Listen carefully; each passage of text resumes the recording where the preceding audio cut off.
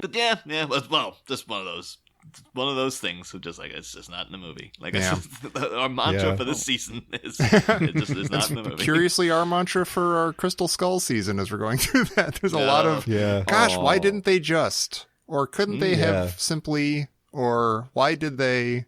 There's a lot of that. I think that's what I feel about Crystal Skull, because I'm someone who. Infamously, I suppose, online defends it to a point. Sure, it's not amazing. It's not impossible. Don't get me wrong, but I think it's fun. I enjoy it, and I actually have never thought about it, but you've hit the nail on the head. It's very similar to this. That's it's fun. It's interesting. I'm never bored. It flies by for me personally, but there's still so many things that you would do differently if you were even half competent. Yeah, you just kind of want to shake it. Just be better, you. I think I rewatched it as you guys were beginning the season. I was like, okay, first time I've seen it since the cinema. And I was like, maybe now the passage of time, I'll change my whole perspective in this thing. And it was just like, no. Halfway through, I was like, this is awful. I hate this. Man, I've seen it 10 times. That's wow. Thanks more than me. I like it. I have to always force my partner to watch it though. When we're watching, in fact, she doesn't even like to watch Temple of Doom. Oh, really? I'm like, let's have an Indiana Jones marathon. She's like, okay, cool. And then she only wants to watch 2 of them. And in your defense, John, I like Crystal Skull too. Like I think there are lots and lots of problems, but I think it's fun to watch. It's better than a lot of movies you get watching, at the cinema most summers. It's true. These days. To be fair, like you guys' podcast though, that was one of those eye-opening things for me. Like I always say that, one of those sort of coming-of-age moments when I was on the internet was realizing that there are people in the world who don't like Ghostbusters 2.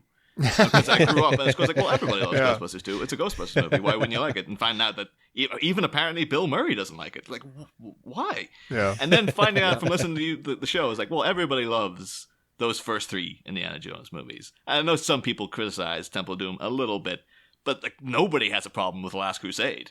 And then listening to a show about guys analyzing it minute by minute, where there seem to be major beefs with Last Crusade. It's like, what the hell is going on here? What world am I living in?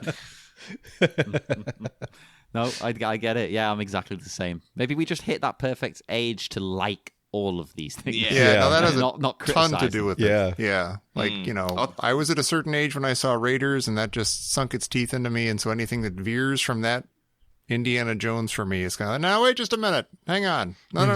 Yes, it's good, but, That must be it, because I think I saw them all like in one go. So they were kind of, although I understood, this one's a bit funnier, this one's a bit darker, I still kind of saw them as like one long movie.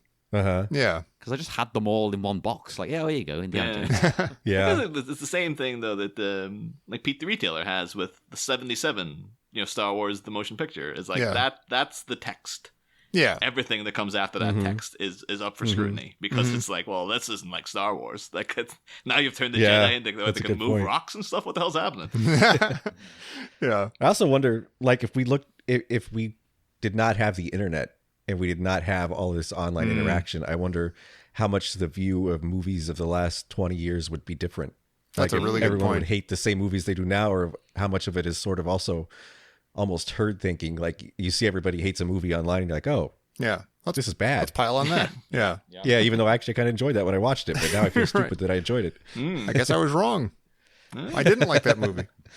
Better change my opinion. Yep.